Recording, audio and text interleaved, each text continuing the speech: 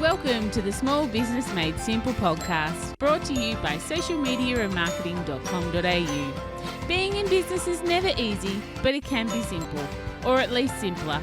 Join me, your host Jen Donovan, every week where we focus on marketing, social media, and working towards simplifying your business. You with me? Let's do this. Gonna dream it big, 'cause someone out there listening. Everyone's got a voice to give, and it's time I heard you whistling, 'cause there's no point at all, in dreaming small.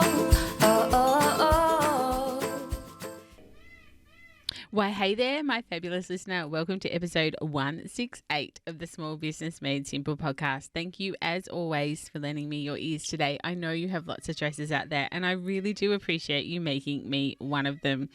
I hope you're enjoying this podcast, and if you are, can you take a screenshot of you listening to the podcast? This is a great episode to do it on. I would love you to do that and then tag me on social media and make sure we are connected. That would be so super cool to learn a little bit more about you. And don't forget, the show notes for this podcast can be found at socialmediaandmarketing.com.au/168. And as Christmas gets closer, I'd love you to consider supporting rural and regional small businesses this year. You can shop with over 1,300 of them at spendwithus.com.au, which of course is my other business that I have. But I know that the people over there would really appreciate you spending your money with rural and regional Australia this Christmas. One of my most popular episodes of late has actually been around lumpy mail, a marketing strategy that many of us had actually forgotten about, or at least that was the feedback that I was given from my listeners. If you haven't checked that episode out, it was actually episode 156. You can, of course, find it at socialmediaandmarketing.com.au/156, or just scroll back wherever you're listening to this podcast and find episode 156. So this week, I'm more than just a little bit chuffed to bring to you an interview with Sandy Lowers, who launched a magazine, both in digital and print, called WB40, Women Beyond 40.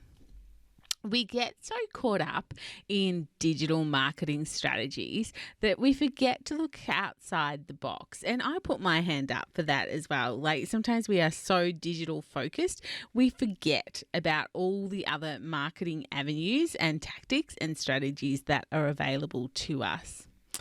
But not Sandy. She's building a magazine empire. And honestly, I'm in awe of what she's doing. It's a real testament to looking outside the box, but even more importantly than that when it comes to marketing is knowing and listening to your audience.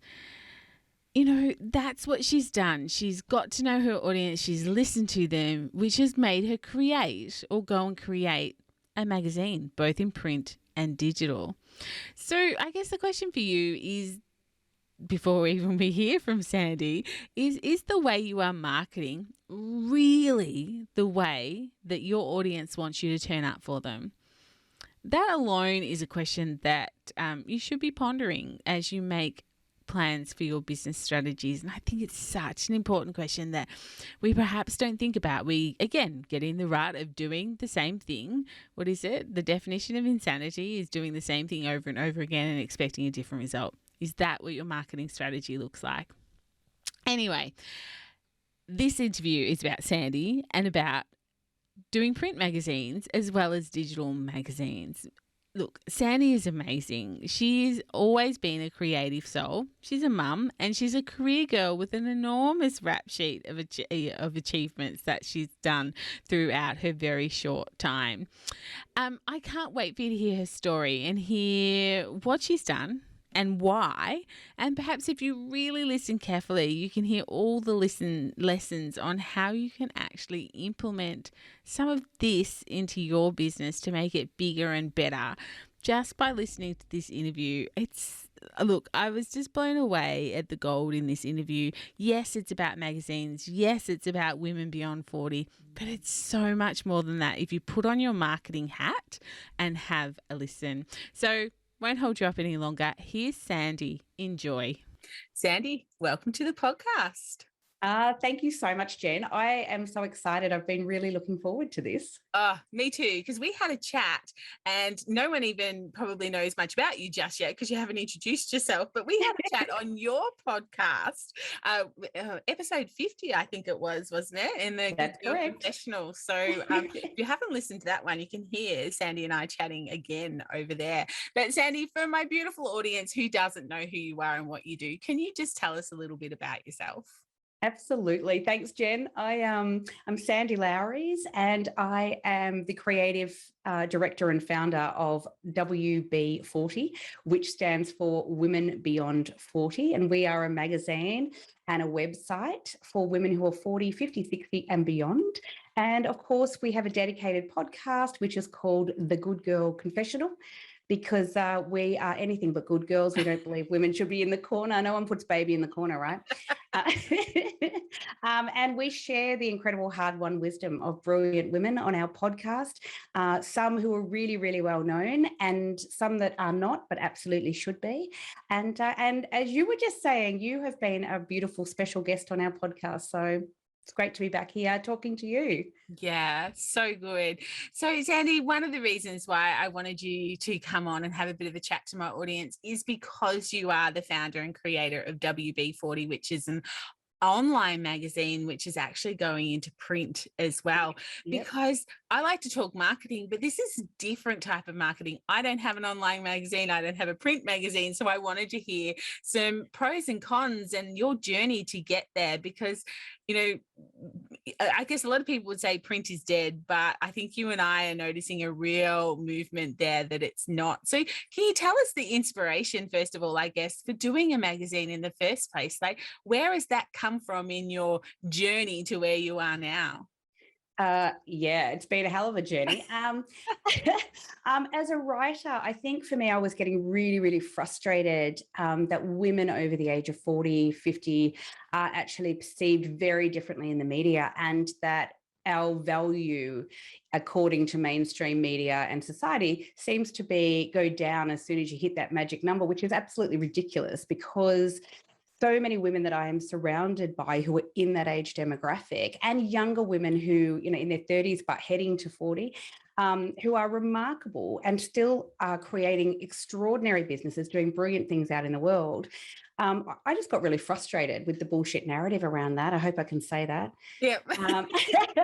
And so I couldn't find a magazine that really spoke to me in the way that, you know, interested me. And that was really, I'm not interested in clickbait celebrity gossip. I am not interested in body shaming articles and how you can lose 5 kilos by summer, or how you can have a bikini ready body. I'm just not interested in that. And I think it's actually really detrimental for women that that's what's on offer in a lot of publications. And that's not all magazines, by the way. There are some really excellent ones out there, but I couldn't find any that were marketed purely to my demographic, my age demographic, that were challenging notions and narrative around ageism and sexism. And so I decided I would start one myself. And from the word go, we went straight to print and online on digital, because a lot of market research that we had done shows that women in this age demographic really are wanting an experience. They want to hold a magazine. And as you say, because they're sort of they were on the down, you know, they were going down.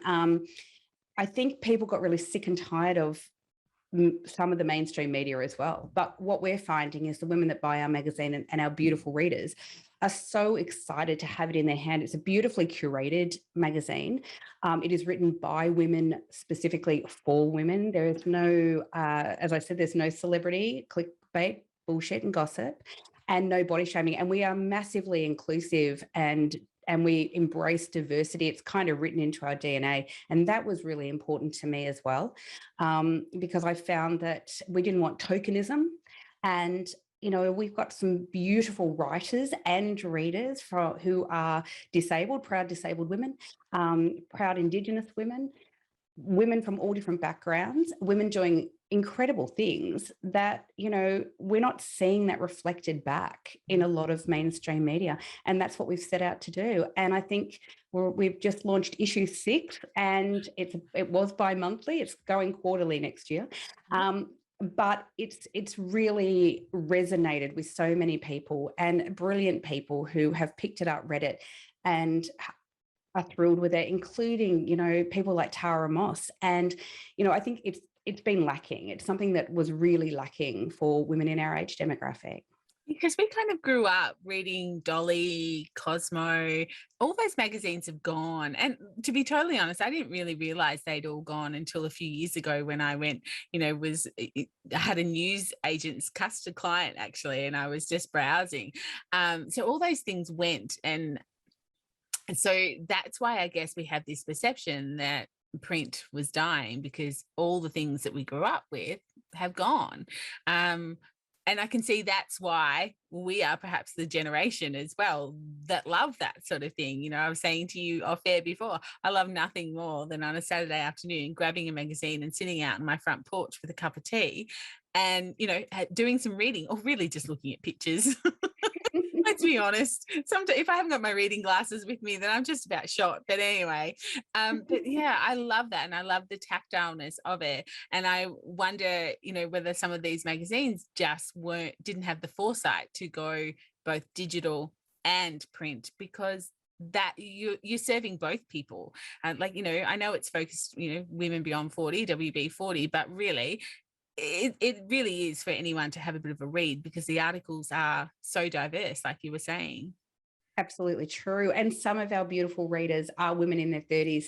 And listeners to the podcast, we're finding that we've got a lot of women in their 30s. And the other day was contacted by a gorgeous chick who's in her 20s who said, I am loving this and loving like all of this advice and brilliance from all these women.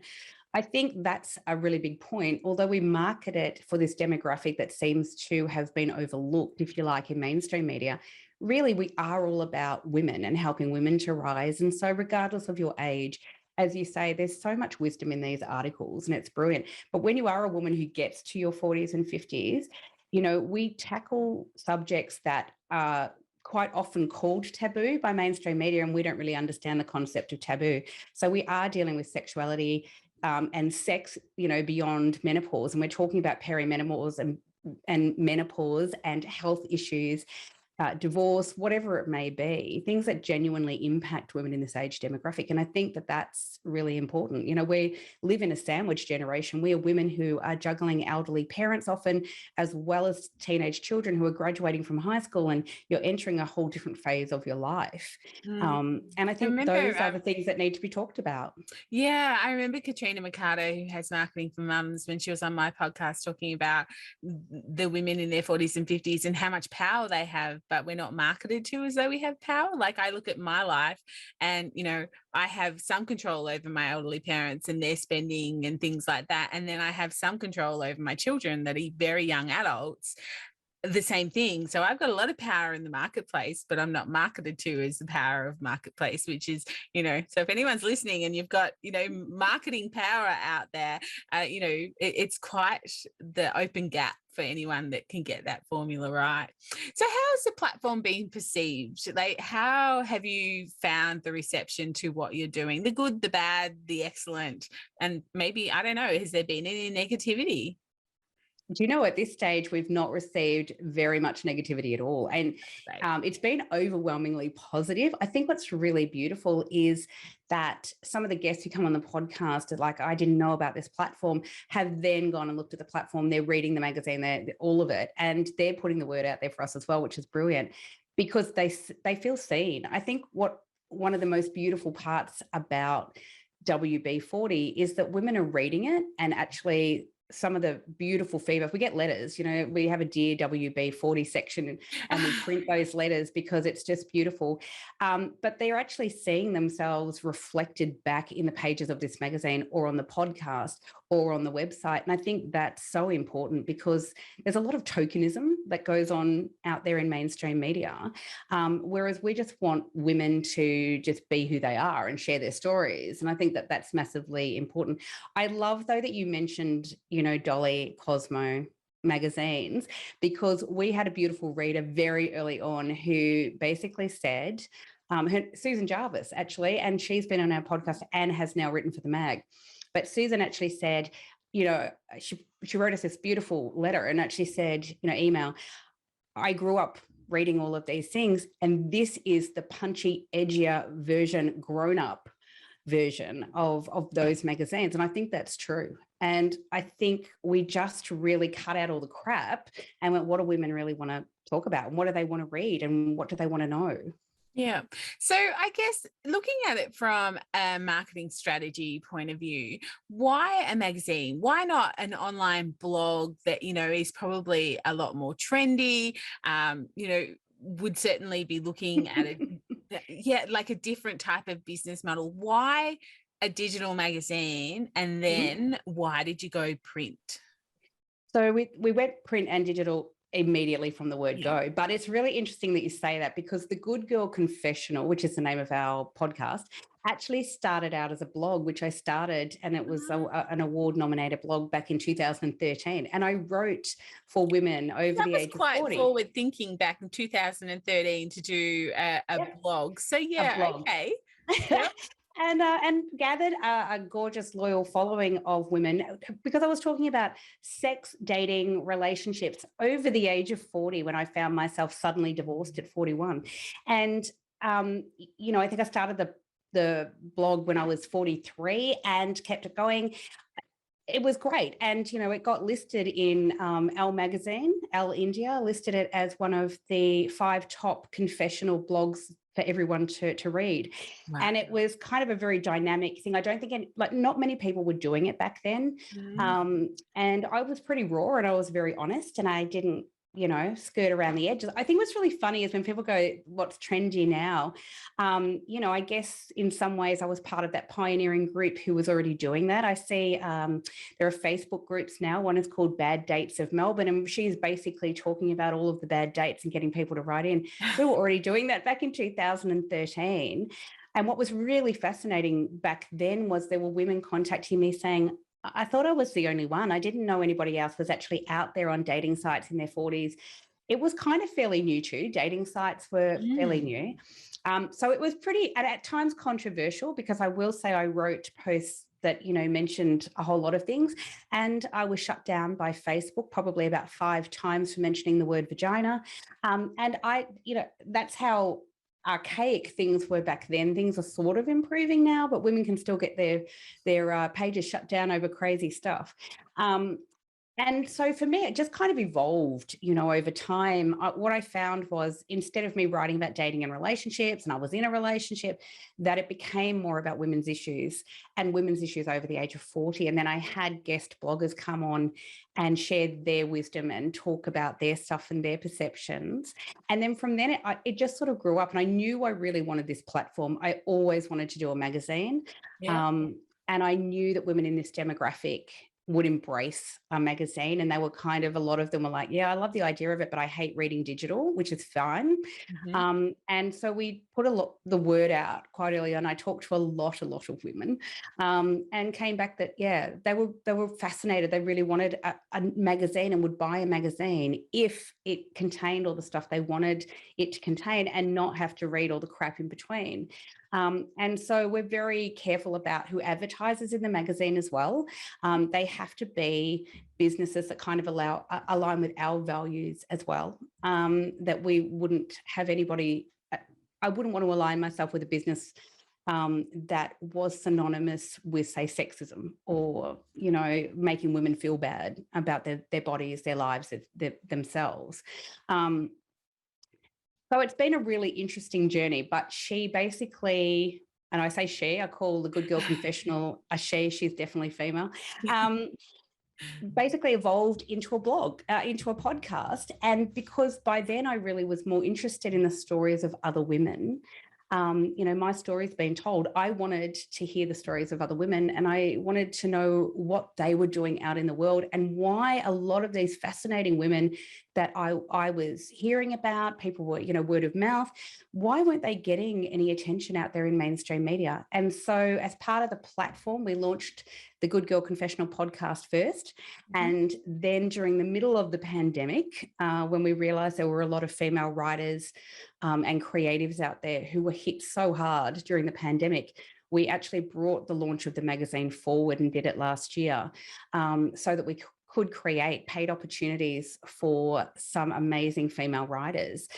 Obviously we're an independent publication and we can't, we have no desire to compete with, say, a Murdoch Press or those sort of big people out there. But for us, we really wanted to keep it very real, very honest, and we wanted it to absolutely be written by women for that reason. What's been interesting, it's been fully embraced, is that it came out as a print magazine. People were like, I can't believe it. And what's interesting is when people when they first got it, they were so shocked that it was really professional, so beautifully curated. There's a lot of work that goes into this magazine. And that it's treated, that all women in it, the writers, the women telling their stories, and the readers are treated with absolute respect. And I think that's been a massive marketing coup for us, because it's not happening in other publications. Yeah. I love you. You've just given so much gold. So if someone is listening to this and they've got no desire to do a magazine or to do a blog or anything, like, just some of the things you were talking about that I wrote down, just from a pure business marketing point of view, see a problem, solve a problem. You saw a problem in the marketplace, you solved the problem with, your business model that you've got. You surveyed your audience and asked them what they wanted before you went guns blazing, like, oh, I'm going to do this. Like, I see it so often. People are like, what's that movie? Build it and they will come, that Kevin Costner did, like something, The Field of Dreams. Field of Dreams. That's it. If you build it, people won't come. But if you survey them beforehand and get a bit of an idea if they're going to embrace you, then, hopefully 80% of the people who said what you wanted them to say will actually come and embrace you. And your business values, like, so many small business owners don't know what their business values are and therefore don't know how to reflect them in their marketing or to attract the right people, because your business values, and therefore you're putting them out there and attracting the people that have the same business values. Like, it's just, take the magazine away. It's just, you've done so much amazing things that other people can learn from. Oh, thank you so much, Jen. I think, that was a big thing for me when I founded it, but I couldn't do this by myself either, by the way. So when I put this out to an extraordinary amount of female creatives and said, this is my idea, what do you think? We were inundated, I think, like crazy. Hundreds of people overnight were sending us messages saying, I'm a writer, I'm an editor, I'm a creative, I'm an artist, I'm whatever, and we can help you. I'm in advertising, I'm this, I'm that. I think that was testament to the fact that we were on a winner, because these women were saying the same, oh, wow, we can't believe it. Yeah, I fully agree. We're not reflected back. I don't know of anything else out there like it. But it was, before I could do that, I really, really needed to know my why, fully understand my why. And that's big advice I'd give to anyone. Why are you starting this business? And really, as you say, understanding your values and standing by those values is really, really important. I have people say to me all the time, oh, you could put in this article about Britney Spears or whoever and get all this feed and whatever. But if it doesn't align with your values, and don't get me wrong, love Britney, that's not about her, but it's, if you start bowing down to that sort of stuff, you kind of lose your value and you lose sight of your own values. And I think that's been really important for us and something that is valued by our readers as well. Yeah, I know there was a lot of pressure. Like, obviously, hopefully all of my listeners know about Buy from a Bush Business, my enormous Facebook group. But there was real pressure as in the height of the pandemic for us to extend, like, obviously it's only for rural and regional business owners because everyone was hurting. Anyone in small business was hurting with the pandemic. And there was real pressure on us to let go of those values of supporting rural and regional small business and just support small business. But we knew the pandemic would end, and we also knew that rural and regional would still need our help. And I'm not saying that people in metropolitans don't, but that was our value, that was our core value, and there was a lot of pressure to change that, but we didn't. We did consider starting a whole other platform and then slapped each other and went, no, we're not doing that. There certainly just isn't the amount of hours in the day, but it's hard. And if we didn't know that value so well, it would have been easy to be led down a different line if you didn't understand what your values were. Yeah, I think that's so true. And I've gone through that in the last, 12 months or 2 years, really, since we started the podcast, 12 months with the magazine. Obviously, the last 12 months has been a huge eye-opener in terms of what could we do better, how can we improve, etc. Temptation all the time to head down a different path. Oh, wait, we're not where we thought we would be in the first 12 months. Let's start something new. But I actually think, and, as you just so wisely said, knowing your value means you stand your ground and a little bit. And yes, you can always improve on things. And yes, you can continue to evolve as a business, absolutely.